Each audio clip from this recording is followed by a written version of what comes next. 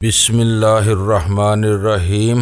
گمنام ہیرو کے معزز ناظرین، السلام علیکم۔ آئیے چلتے ہیں کہانی کی طرف۔ ناگہانی طور پر کسی نہ کسی پر اسرار بدبختی کا شکار ہو کر مر جاتے ہیں یا ڈاکو وغیرہ انہیں اٹھا لے جاتے ہیں۔ ایسے واقعات لوگوں کے دلوں پر ان کی بزرگی اور طاقت کی داغ بٹھا دیتے ہیں۔ ان کے نام سے ماؤں کی کوکھ میں بچے مضطرب ہو جاتے ہیں۔ ایسے لوگ ہماری برادری میں بہت مقبول ہیں، کیونکہ ہمارے موجودہ سپر ڈان یا گاڈ فادر کا تعلق بھی ایسے ہی جاگیردار گھرانے سے ہے۔ روایتی طور پر مافیا جاگیرداروں ہی کی تخلیق ہے، جنہوں نے باغی نوجوانوں کی پشت پناہی کر کے سسلی کی سرزمین سے فرانسیسیوں کی تباہی کا نعرہ بلند کیا تھا اور آخر کار پورے اٹلی کو فرانس کی غلامی سے آزاد کرا لیا تھا۔ تمہارے لیے یہ سب جاننا ضروری ہے، کیونکہ تم اس سرزمین پر مافیا کے نمبر 2 ہو۔ یہاں ہم ابھی تک شہری کاروبار میں الجھے ہوئے ہیں، لیکن یہاں کے دیہی علاقوں کے حالات ہمارے لیے دن بدن حوصلہ افزا ہوتے جا رہے ہیں۔ حالات تیزی کے ساتھ اسی رخ پر جا رہے ہیں جہاں سسلی کے چند ذہین بڑوں کو مافیا کی داغ بیل ڈالنے کا خیال آیا تھا۔ ہمیں غلام رسول اور اس جیسے چند اور لوگوں کا تعاون حاصل ہو جائے تو قانون ہمارا بال بھی بیکا نہیں کر سکے گا اور ہم اپنی آمدنی کروڑوں تک لے جا سکیں گے۔ مفلوک الحال ہاری اور دہقان سہمی ہوئی بیڑوں کی طرح ہماری غلامی کریں گے۔ ہم جب اور جسے چاہیں گے بینٹ کے طور پر انتظامیہ کے قدموں میں ڈال سکیں گے، کیونکہ کوئی مردہ اپنے دفاع میں کچھ نہیں کہہ سکتا۔ پولیس کی گولیوں سے مرے ہوئے شخص کی سرکاری شناخت صرف وہی ہوتی ہے جو پولیس اپنے ریکارڈ میں درج کرتی ہے۔ یہی وجہ ہے کہ ہمارے ریکارڈ میں سینکڑوں قاتلوں اور ڈاکوؤں کی موت کے باوجود ان کی تعداد میں کوئی کمی واقع نہیں ہوتی، بلکہ بعض ڈاکو 2 مرتبہ مارے جانے کے بعد بھی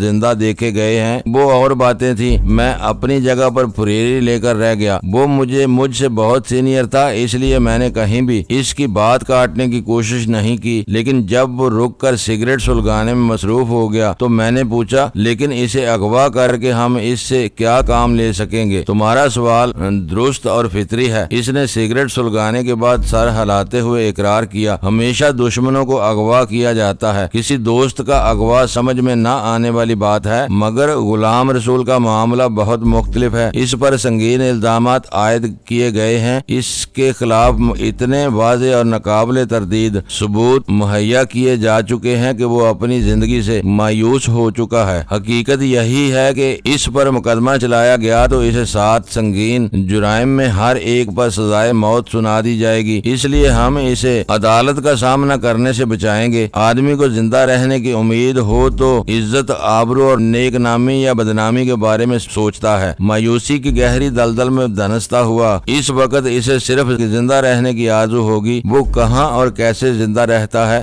بعد کی باتیں ہیں۔ اس کی اسی ذہنی حالت کی وجہ سے ہم نے سرکاری تحویل سے نکالنے کا فیصلہ کیا ہے۔ اس کارروائی میں اس کا مشورہ شامل ہے نہ مرضی، اسی لیے میں نے اغوا کا لفظ استعمال کیا ہے۔ تمہاری ناگہانی کارروائی پر اس کے محافظ ہی نہیں، میں بھی بونچ کر رہ گیا تھا۔ شاید وہ مزاحمت پر بھی آمادہ ہو جائے۔ تمہیں اس کو پوری احتیاط کے ساتھ نکال لے جانا ہے۔ اس طرف کے سرحدی محافظوں سے بچا کر تم اسے پڑوسی ملک میں بھی چھوڑ سکتے ہو۔ اس سے آگے تمہارا کام ختم ہو جائے گا، اس کی ذمہ داری دوسروں پر ہوگی۔ وہ منصوبہ میرے لیے ناقابل فہم تھا۔ اس نے میرے بشرے پر تردد کے آثار بانپ لیے اور مفاہمانہ لہجے میں بولا، تمہارا اپنے حصے کی ہدایت پر عمل کرنا ہے، لیکن میں اچھے موڈ میں ہوں۔ تم کچھ کہنا چاہتے ہو تو بلا تکلف مجھ سے سوال کر سکتے ہو۔ اس علاقے کا مجرم پڑوسی ملک میں زندہ تو رہ سکتا ہے، ایسی جلا وطنی کی حالت میں وہ یہاں ہماری کیا مدد کر سکے گا؟ میں نے پوچھا۔ وہ ساری عمر کے لیے نہیں جائے گا۔ آج حالات نامساعد ہیں تو اسے یہ سرزمین چھوڑنی ہوگی۔ حالات بہتر ہونے پر وہ پھر یہاں لوٹ آئے گا۔ سازگار حالات پیدا کرنے کے لیے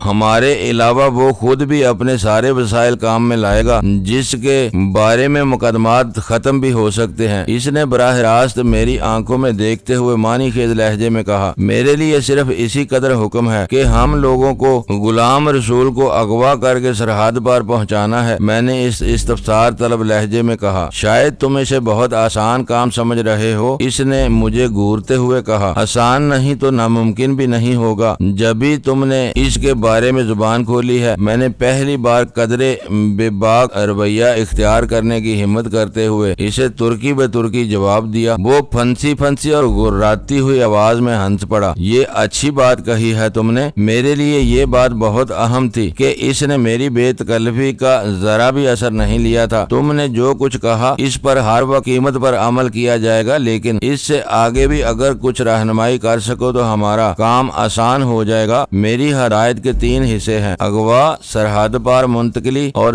جلد از جلد وہ میری طرف نگراں تھا۔ ابتدائی 2 نکات پر میں اپنا ارادہ ظاہر کر چکا ہوں۔ تیسرے نقطے کا تعلق موقع محل سے ہے، جس کے بارے میں کچھ بھی نہیں کہہ سکا۔ کل تک وہ تفتیش میں شامل تھا۔ اس نے قدرے سکوت کے بعد کہنا شروع کیا، تفتیشی اداروں کے خصوصی طریقوں نے اس سے بری طرح دہشت زدہ کیا ہوا ہے۔ آج وہ جیل میں ہے، اس کے جسم پر تشدد کی کوئی علامت نہیں ہے، لیکن وہ اعصاب زدہ ہو چکا ہے۔ پرسوں اسے باقاعدہ ریمانڈ کے لیے عدالت میں پیش کیا جانے والا ہے۔ ریمانڈ کے لیے پہلی پیشی ہونے سے قبل اسے جیل بھیجنا ضروری تو نہیں تھا۔ بے تکلفی کا فائدہ اٹھاتے ہوئے میں نے اس کی بات کاٹ کر سوال کیا، عام حالات میں قیدی کو لاک اپ سے کورٹ میں پیش کیا جاتا ہے۔ جسمانی ریمانڈ مل جائے تو قیدی دوبارہ حوالات میں آ جاتا ہے، اجازت نہ ملے تو اسے جیل بھیج دیا جاتا ہے۔ لیکن یہ معاملہ بعض حساس وفاقی اداروں سے تعلق رکھتا ہے جو ناگزیر وجوہ کی بنا پر سامنے آنا نہیں چاہتے۔ انہوں نے فرد جرم کی ابتدائی مثال ہمارے ایڈوکیٹ جنرل کو بھجوا دی ہے، اس لیے غلام رسول کو ایک ابتدائی حکم کے ذریعے براہ راست جیل میں ڈال دیا گیا ہے۔ سب سے اہم بات یہی ہے کہ اس معاملے میں پولیس کی براہ راست ذمہ داری نہیں ہے، اس لیے جیل سے عدالت جاتے ہوئے یا واپسی میں اسے اغوا کر لیا جائے تو پولیس پر زیادہ نکتہ چینی نہیں ہوگی، لیکن قیدیوں کو جیل سے لانے لے جانے کی ذمہ داری تو پولیس ہی کی ہوتی ہے۔ قیدیوں کو لانے لے جانے والی لاریوں کا سارا عملہ جیل سپرنٹینڈنٹ کا ماتحت ہوتا ہے اور اسی کے احکام پر عمل کرتا ہے۔ خطرناک یا اہم قیدیوں کی خصوصی حفاظت کے لیے وہ اپنی سباب دیدی پولیس کا اضافی عملہ طلب کر سکتا ہے، لیکن غلام رسول کے بارے میں ابھی تک کوئی خاص بندوبست نہیں کیا گیا ہے۔ اسے پرسوں خصوصی عدالت میں پیش کرنے کے لیے لایا جائے گا۔ جیل سے گاڑی صبح 8 بجے روانہ ہوگی۔ گاڑی کے اگلے حصے میں پولیس کے غیر مسلح ڈرائیور کے علاوہ عقبی حصے میں غلام رسول کے ساتھ 2 مسلح محافظ ہوں گے۔ ایسی گاڑیاں جیل روڈ کا چوراہا گھوم کر قائد اعظم کے مزار کے عقب میں نکلنے والی سڑک کی راہ اختیار کرتی ہیں۔ اس چوراہے سے شاہراہ قائدین تک تم آسانی کے ساتھ اپنا کام کر سکتے ہو۔ تم ذرا سی بھی ذہانت سے کام لو تو کوئی مشکل پیش نہیں آنی چاہیے۔ اس کے بارے میں مزید معلومات تم اپنے ذرائع سے حاصل کر سکتے ہو۔ تمہارا مطلوبہ آدمی ایک بار تمہاری تحویل میں آ جائے تو اسے یہاں سے نکال لے جانا دشوار نہیں ہونا چاہیے۔ تمہاری ہمدردی کا یقین ہو جانے کے بعد وہ خود تم سے تعاون کرنے پر آمادہ ہو جائے گا۔ وہ پوری طرح مافیا کا ہمدرد، منصوبہ ساز اور نمک خوار نظر آ رہا تھا۔ پاکستان میں مافیا کی تنظیم اپنے ابتدائی مراحل میں تھی۔ کی کلب کی گناہونی سرگرمیوں کے ذریعے سیٹھ حبیب جیوانی نے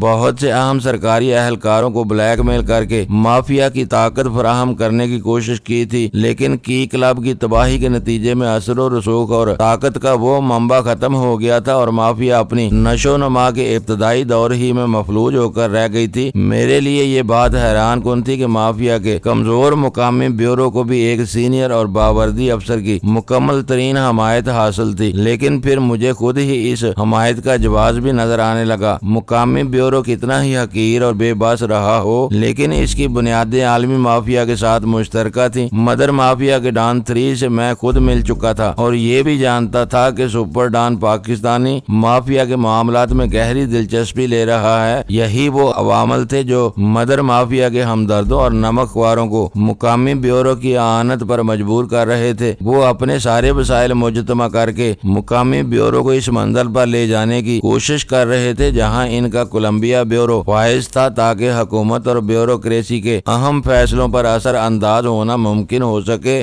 وہ لوگ جرائم اور معاشرتی تخریب کے پیامبر ضرور تھے، لیکن ان کی نظریں ہمیشہ علاقائی اقتدار پر مرکوز رہتی تھیں۔ وقت کے ساتھ ساتھ مافیا کے عملی فلسفے میں بھی نمایاں تبدیلی رونما ہوئی تھی۔ اب وہ حکومت اور قانون کے حریف نہیں بلکہ حلیف بن کر اپنے حلف کی خفیہ شکوں کو پوری طرح اور شدت کے ساتھ نافذ کرنا چاہتے تھے۔ اس پولیس افسر نے جو کچھ کہا وہ میری آنکھیں کھول دینے کے لیے کافی تھا، لیکن جب تک میں مافیا میں شامل رہنے پر مجبور تھا، اس وقت تک مجھے ہر قیمت پر ان کے اشاروں پر ناچنا تھا۔ انہیں میرے دل و دماغ کی گہرائیوں میں پروان چڑھنے والے بغض و عناد کی بو بھی مل جاتی تو وہ اپنی ساری مصلحتوں اور مفادات مفادات کو بھول کر بلا تامل میری زندگی کا چراغ گل کر دینے سے گریز نہ کرتے۔ وہ چند ثانیوں تک خاموشی کے ساتھ سگریٹ کے گہرے گہرے کاش لیتا رہا، پھر آہستگی سے بولا، مجھے امرتا کے بارے میں یاد دہانی کی ضرورت نہیں ہونی چاہیے۔ میری آنکھیں حیرت سے پھیل گئیں۔ یہ نام یا لفظ میرے لیے بالکل اجنبی ہے۔ مافیا کے روایتی حلف کو امرتا کہتے ہیں۔ اس نے میری معلومات میں اضافہ کرتے ہوئے کہا،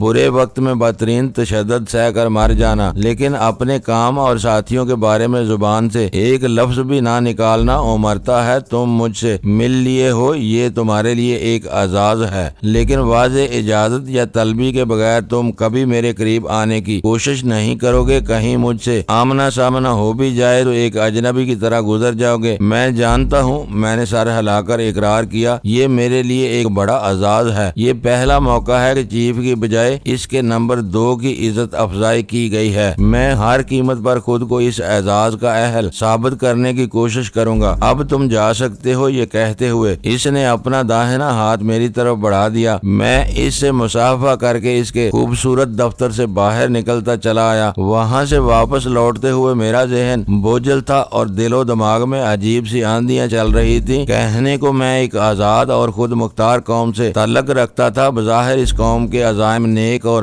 بلند تھے۔ قانون اور اس کا نفاذ کرنے والے طاقتور ادارے شب و روز سرگرم عمل نظر آتے تھے، لیکن اس کے باوجود جڑوں ہی جڑوں میں ہر طرف جرائم پروان چڑھتے ہوئے نظر آ رہے تھے۔ مجھے اس بات کی بے انتہا خوشی تھی کہ میں نے پاکستان میں شیعہ کے وجود پر کاری ضرب لگا کر عملاً اس کو مفلوج کر کے رکھ دیا تھا۔ اس کے سربراہ جمی لائٹ کی بیٹی اپنے باپ سے خاموش بغاوت کر کے مجھ سے آ ملی تھی۔ اس نے ملا سرکار کے تباہ کن منصوبے میں ذرا بھی آنت کے لیے ذرا بھی پیش رفت نہیں ہونے دی تھی۔ اس کی ذات سے مایوس ہو کر ملا سرکار کے امریکی سرپرستوں نے الحدید کے ذریعے جو مہلک اور بیش قیمت ہتھیار منگوائے تھے وہ سب سرکاری تحویل میں لے لیے گئے تھے، لیکن حالات اتنے دل خوش کن نہیں تھے جتنے میں سمجھ رہا تھا۔ میں نے اسی روز کے اخبار میں امریکی سفیر کی ایک تقریر دل پذیر کے حوالے سے ہولناک اعداد و شمار دیکھے تھے جو ہیروین کے بارے میں شیعہ کے مشن کی کامیابی کی بھرپور اور ناقابل یقین تردید گماز کر رہی تھی۔ شیعہ اپنی سازشوں کے ذریعے پاکستان میں 15 لاکھ سے زائد افراد کو ہیروین کے موذی نشے کا عادی بنا چکی ہے، اور یہ وبا شہروں سے دور افتادہ قصبوں اور دیہاتوں میں بھی زور پکڑ چکی ہے۔ ان 15 لاکھ ہیروئنچیوں کے علاوہ 10 لاکھ افراد ایسے ہیں جو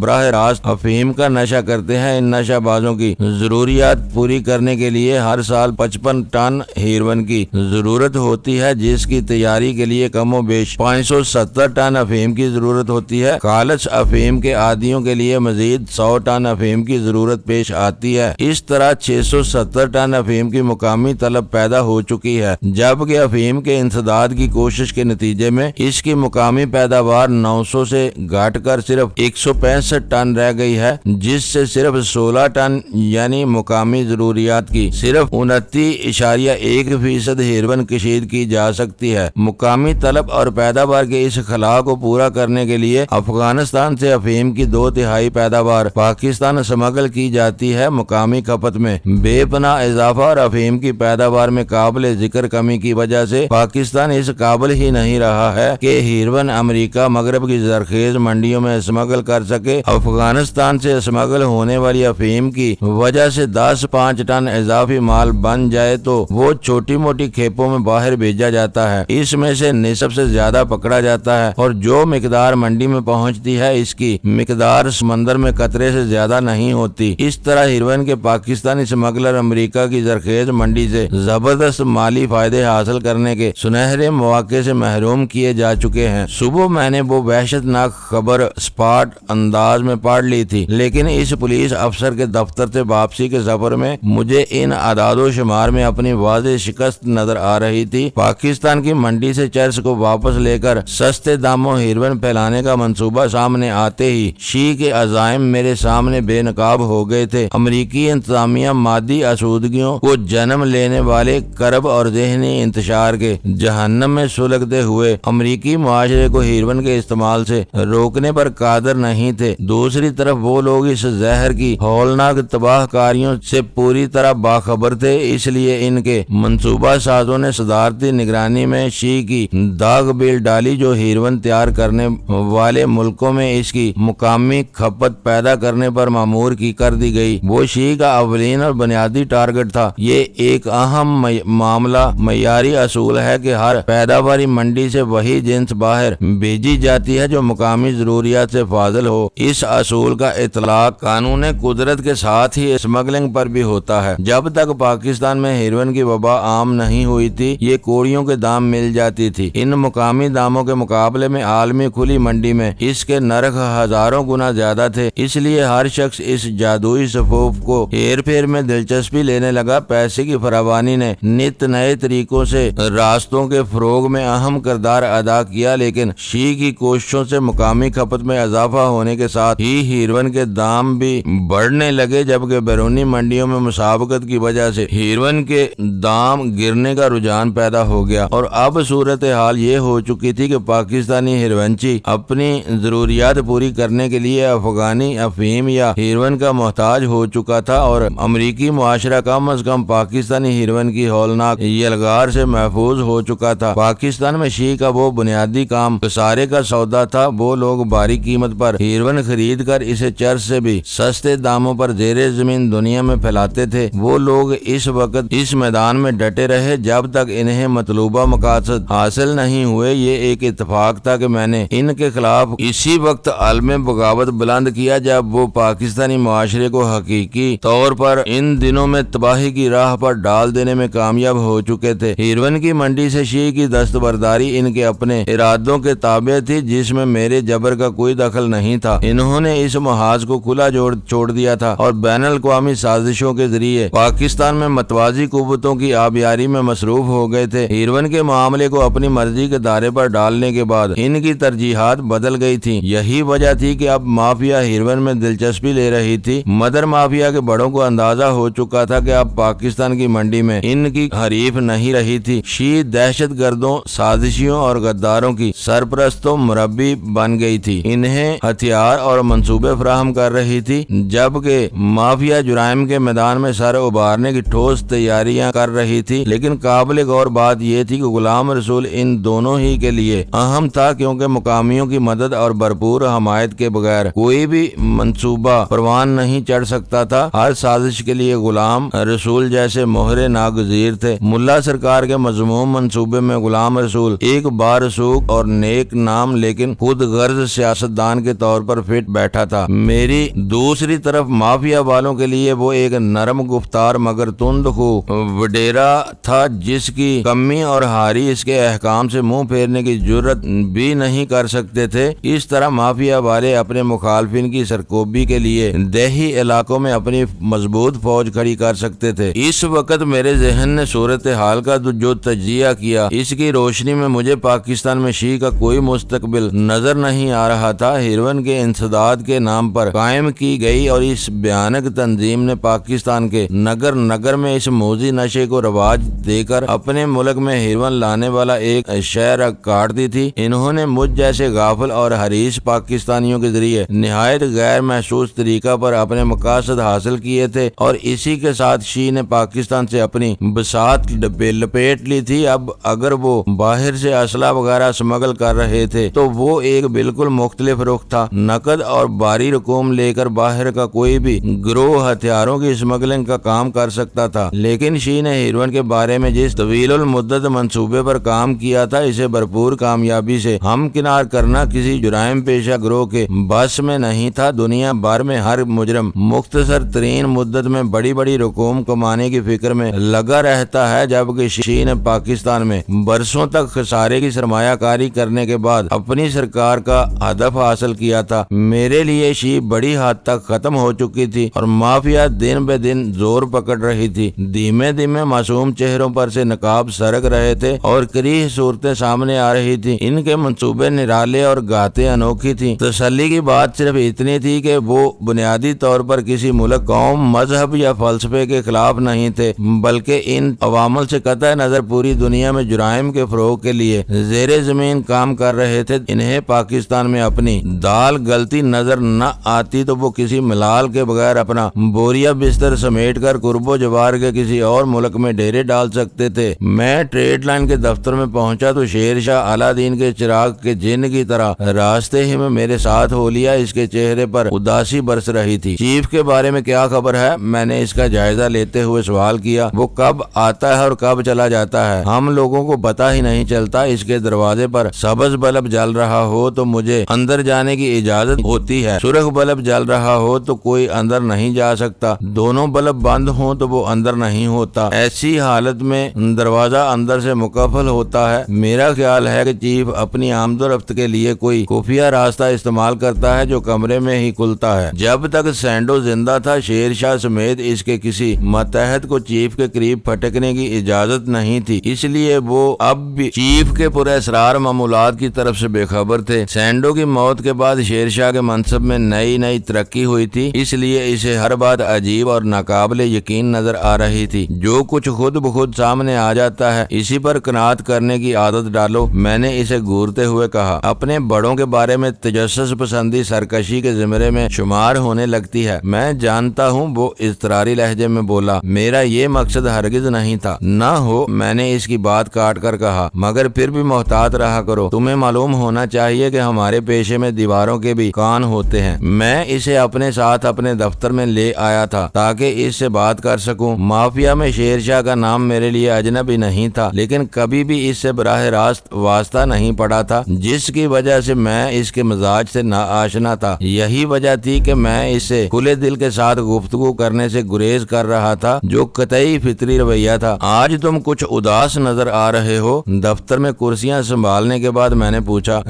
رہ کر سینڈو کا انجام یاد آ رہا ہے، اس نے غمزدہ لہجے میں کہا۔ سنا ہے کہ سرکاری اسپتال والے پوسٹ مارٹم کے بہانے لوارث لاشوں میں سے دل، گردے، کلیجی، پھیپھڑے اور دوسرے کارآمد اعضاء نکال کر اندر برف بھر دیتے ہیں، پھر ان کھوکھلے ڈھانچوں کو دفنا دیا جاتا ہے۔ بیچارے سینڈو پر بھی یہی گزری ہوگی۔ تمہاری دانست میں ان کارآمد اعضاء کا کیا مصرف ہوتا ہوگا؟ میں نے مضحکانہ لہجے میں پوچھا۔ یہ ضرورت مند مریضوں کو بیچ دیے جاتے ہیں، اس نے پورے اعتماد سے جواب دیا۔ ایسے اعضاء موت سے ایک مقررہ وقت کے اندر نکال کر محفوظ نہ کیے جائیں تو نکارہ ہو جاتے ہیں۔ میں نے سنجیدگی کے ساتھ اسے آگاہ کیا۔ آج سینڈو ہلاک ہو چکا ہے تو درد سے ہمارے دل بھرے چلے آ رہے ہیں، لیکن ہم نے اپنے ان لاتعداد حریفوں کے بارے میں کبھی نہیں سوچا جو ہمارے اور سینڈو کے ہتھیاروں کا نشانہ بنے تھے۔ اپنا دکھ پرائے دکھ سے 1000 گنا زیادہ ہوتا ہے باس، یہ کوئی نئی بات نہیں۔ میں تم سے پوری طرح اتفاق کرتا ہوں، میں نے پرخلوص لہجے میں کہا۔ مجھے یک بجا کے دھیان آ گیا تھا کہ سینڈو کے معاملے میں مجھے ان لوگوں کے جذبات کا ساتھ دینا تھا۔ وہ جیسا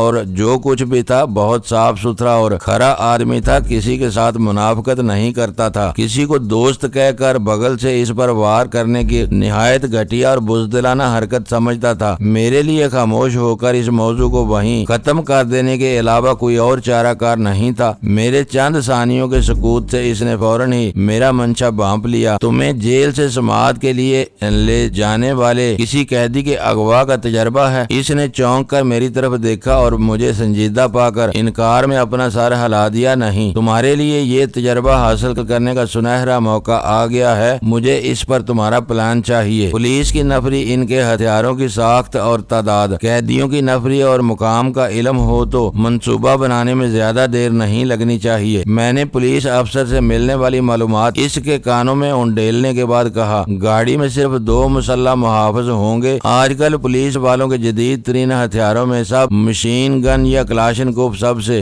زیادہ خطرناک ہوتی ہے، جس کے بڑے میگزین میں 7.62 ملی میٹر قطر کی کل 20 گولیاں آتی ہیں۔ سنگل شاٹ پوزیشن پر ہر گولی اپنی مرضی کے مطابق چلائی جا سکتی ہے، لیکن خود کار پوزیشن پر ٹرائگر دبتے ہی 2.5 سے 3 سیکنڈ میں پورا میگزین خالی ہو جاتا ہے۔ چلانے والا بہت ماہر ہو، خود کار پوزیشن پر کئی گولیوں کے مختصر برسٹ مار کر مقابلے کی مدت کو اپنی مرضی کے مطابق طول دے سکتا ہے۔ میں بکھلائے ہوئے سپاہیوں سے ایسی مہارت اور چلاکی کی امید نہیں کر سکتا، اس لیے ہمیں ایک وین، 3 سپاہیوں، 2 SMG اور 4 گولیوں کو ذہن میں رکھ کر اپنا منصوبہ بنانا ہوگا۔ جیل کے چوراہے سے کئی کلومیٹر تک کا راستہ اس مشن کے لیے بہت سازگار ہوگا۔ قائد اعظم کے مزار کے عقب والی سڑک سب سے بہتر رہے گی، وہ پرخیال انداز میں بولا۔ وہاں آبادی کی طرف سے مزاحمت یا مداخلت کا خطرہ نہیں ہوگا، لیکن تم दो सब मशीन गनों और इनके मैगजीन में डाली हुई 40 गोलियों को भूल रहे हो। मैंने इसे याद दिलाते हुए अपनी बात का इआदा किया। वो मेरे सामने पहली बार हंसा। इसकी हंसी पूरे एतमाद और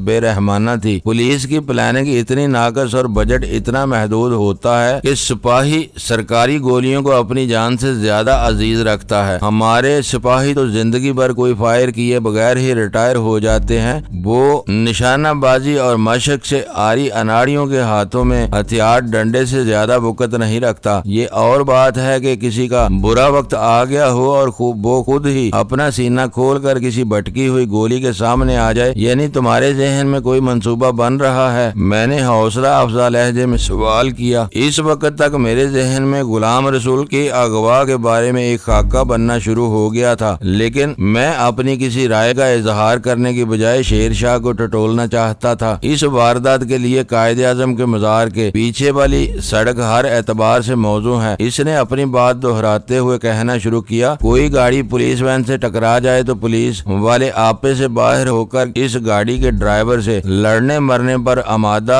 अगर वो मस्कीन सा आदमी हो तो इसे मारने पर तुल जाएंगे। कमजोर हरीफ के सामने वो अपने दस्तों बाजू और जुबान पर काबू ही नहीं रख सकते। इस मौका पर बीच बचाव के बहाने 2-3 आदमी इन्हें मजीद उछालें तो इन्हीं का कोई साथी बड़ी आसानी के साथ गुलाम रसूल को पुलिस वैन से अपने साथ लेकर फरार हो सकता है। अपनी गाड़ी के अकबी हिस्से को खाली पाकर जब इन्हें होश आएगा तो गुलाम रसूल इनकी दस्तरस से बहुत दूर जा चुका होगा। बाद में बीच बचाव कराने वाले भी वहां से खिसक सकते हैं। इसके मंसूबे की जुजियात कदरे मुख्तलिफ थी, लेकिन इसने वही कुछ सोचा था जो मेरे जहन में था। मैंने दिल ही दिल में इसकी फिक्र रसाई की दाद दिए बगैर न रह सका। गाड़ी टकराने वाला किराए का आदमी होगा, मैंने पुरतजस्सुस लहजे में इसे कुरेदा। मैं किराए के आदमियों पर ज्यादा भरोसा नहीं करता। हमारे आदमियों में से ही कोई ये काम सर अंजाम देगा और मौका पाकर वो भी भाग निकलेगा। लेकिन गाड़ी, मैंने सवाल किया। वारदात के बाद वही तवज्जो का मरकज बन जाएगी। अब तो कराची में 12-14 वर्ष के छोकरे भी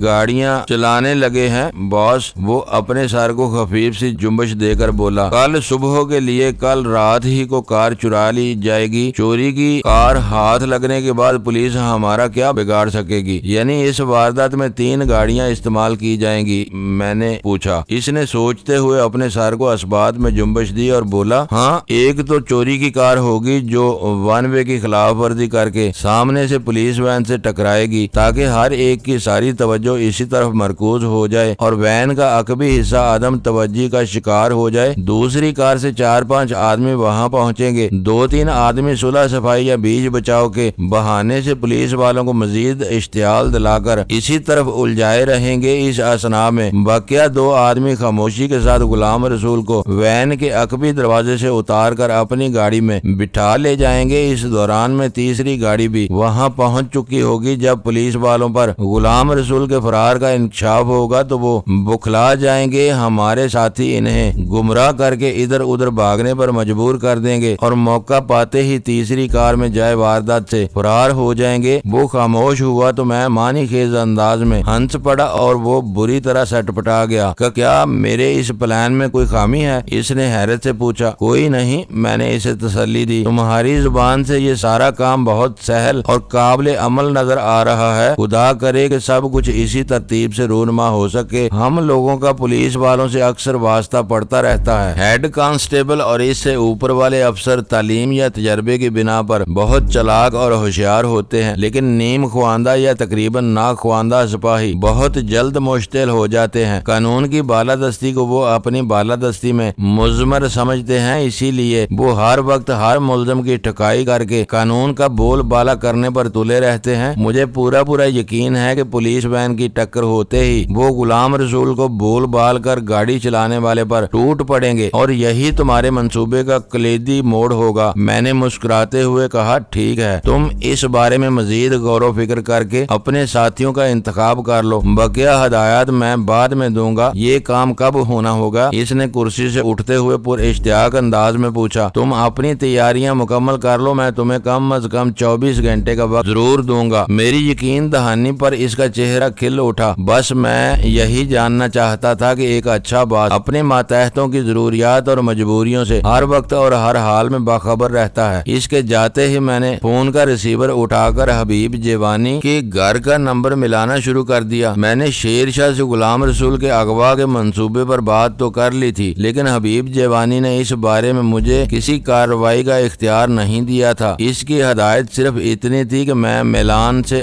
آنے والے فون پر ملے ہوئے ناقابل فہم پیغام پر مشتمل کیسٹ ایک اعلیٰ افسر کو پہنچا دوں اور وہ مجھے جو کچھ ہدایات دے وہ خاموشی کے ساتھ منو انا حبیب جیوانی تک پہنچا دوں۔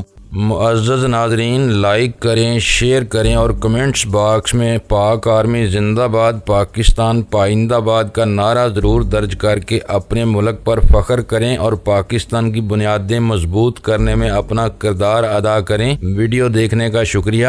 معزز ناظرین، اپنا خیال رکھیے گا اور ہمارے چینل کا بھی۔ ISI پاک آرمی زندہ باد، پاکستان پائندہ باد۔